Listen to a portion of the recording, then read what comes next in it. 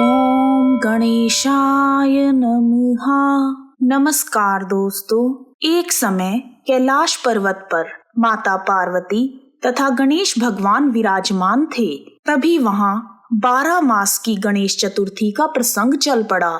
इसी बीच पार्वती जी ने गणेश जी से पूछा, हे पुत्र, चैत्र मास के कृष्ण पक्ष की चतुर्थी को गणेश की पूजा कैसे करनी चाहिए, मुझे विस्तार से बताएं। तब गणेश जी ने कहा, हे मातेश्वरी, चैत्र कृष्ण चतुर्थी के दिन भालचंद्र नामक गणेश की पूजा करनी चाहिए। भालचंद्र का अर्थ है जिसके मस्तक पर चंद्रमा विराजमान है। चंद्रमा को सिर पर धारण करने से श्री गणेश भगवान अपने शांत शरीर के साथ सुख और शांति का वातावरण बनाते हैं। गणेश भगवान का यह रूप मनुष्य को शांत मन और समझदारी के साथ कार्य करने की प्रेरणा देता है। चंद्रमा ब्रह्म ज्ञान को जानने में सिद्ध है। चंद्रमा को अपने मस्तक पर धारण करने से श्री गणेश भगवान ने ब्रह्मा के संपूर्ण ज्ञान को संग्रहित कर लिया और प्रथम स्थान पर पूजा का सम्मान प्राप्त किया।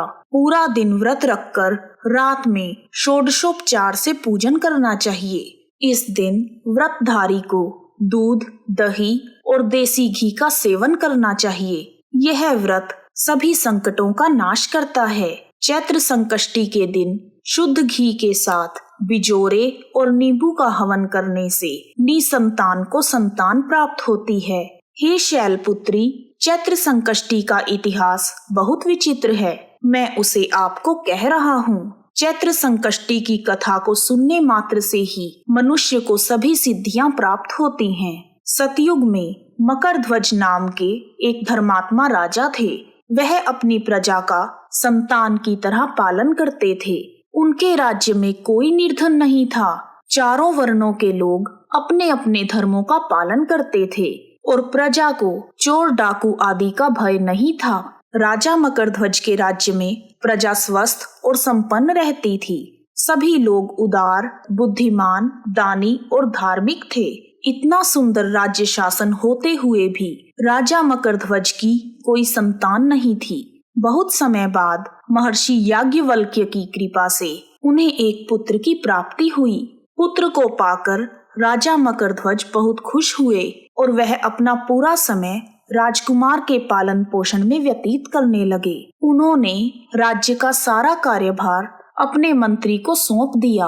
राज्य का शासन हाथ में आ जाने के कारण उनके मंत्री धन धान्य से समृद्ध हो गए और मंत्री महोदय को एक से बढ़कर एक 5 पुत्रों की प्राप्ति हुई। तब मंत्री पुत्रों का धूमधाम के साथ विवाह हुआ और वह सब राजसी ठाठ बाट से रहने लगे। उस मंत्री के सबसे छोटे बेटे की बहू बहुत ही शांत स्वभाव की तथा धर्मपरायण स्त्री थी। चैत्र मास के कृष्ण पक्ष की चतुर्थी आने पर उसने भक्ति पूर्वक गणेश भगवान की पूजा की। उसका पूजन और व्रत देखकर उसकी सास कहने लगी, अरे यह क्या जादू टोना कर रही हो? तुम मेरे पुत्र को अपने वश में करने का उपाय कर रही हो। यह सब छोड़ दो। सास के बार बार मना करने पर भी जब बहू नहीं मानी तो सास ने कहा, अरे दुष्टा, तू मेरी बात नहीं मान रही? तू कितनी जिद्दी है। मैं तुझे अभी पीट कर ठीक कर दूंगी। मुझे यह जादू टोना पसंद नहीं है।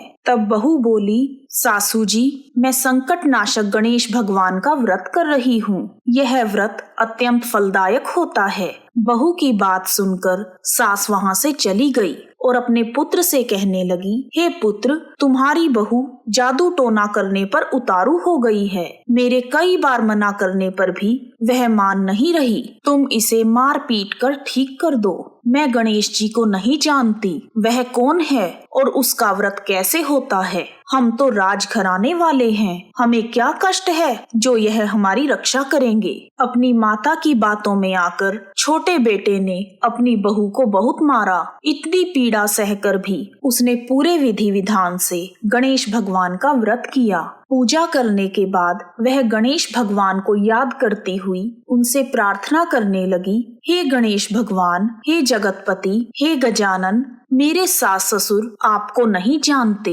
आप कुछ ऐसा कीजिए जिससे उनके मन में आपके प्रति भक्ति भाव जागृत हो जाए। तब गणेश जी ने सबके देखते ही देखते राजा मकरध्वज के पुत्र का अपहरण करके मंत्री के महल में छिपाकर रख दिया और बाद में उसके वस्त्र आभूषण आदि उतारकर राजमहल में फेंक दिए और स्वयं अंतर्ध्यान हो गए। इधर राजा मकरध्वज अपने पुत्र को ना पाकर बहुत परेशान हो गए। वह अपने पुत्र को पूरे राजमहल में ढूंढने लगे, परंतु उन्हें कोई उत्तर ना मिला।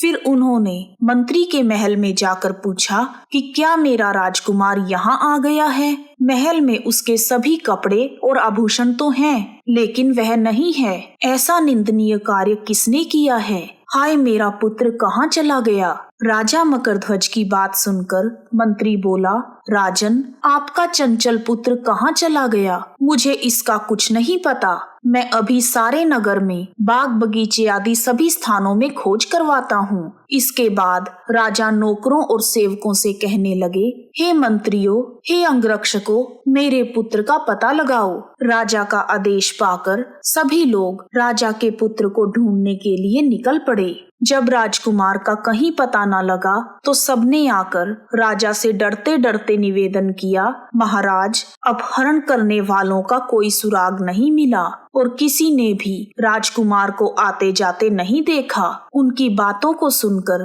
राजा ने मंत्री को बुलवाया। मंत्री के आने पर राजा ने कहा, मुझे साफ साफ बता दे कि मेरा राजकुमार कहाँ है। उसके कपड़े और आभूषण तो दिख रहे हैं, केवल वही नहीं है। अगर मेरा पुत्र नहीं मिला तो मैं तुम्हारा वध कर दूंगा, तुम्हारे पूरे कुल को नष्ट कर दूंगा। राजा द्वारा इस प्रकार डांट पड़ने पर मंत्री हैरान हो गया। तब मंत्री ने सिर झुकाकर कहा, महाराज, मैं पता लगाता हूँ। हमारे नगर में कोई भी चोर या डाकू नहीं है। हे प्रभु, पता नहीं किसने यह नीच कार्य किया है और ना जाने राजकुमार कहाँ चले गए। तब मंत्री ने अपने महल में आकर अपनी पत्नी और अपने पुत्रों से पूछा, अपनी सभी बहुओं से भी पूछा कि यह कर्म किसने किया है। यदि राजकुमार का पता नहीं लगा तो राजा हमारे पूरे वंश का नाश कर देंगे। ससुर की बात सुनकर छोटी बहू बोली, पिताजी, आप इतनी चिंता क्यों कर रहे हैं? आप पर गणेश जी का कोप हुआ है, इसलिए आप गणेश भगवान की आराधना कीजिए। राजा से लेकर नगर के सभी स्त्री पुरुष संकट नाशक गणेश चतुर्थी का व्रत करें तो गणेश भगवान की कृपा से राजकुमार मिल जाएंगे। मुझे गणेश भगवान पर पूरा विश्वास है। छोटी बहू की बात सुनकर ससुर ने हाथ जोड़कर कहा, हे बहू,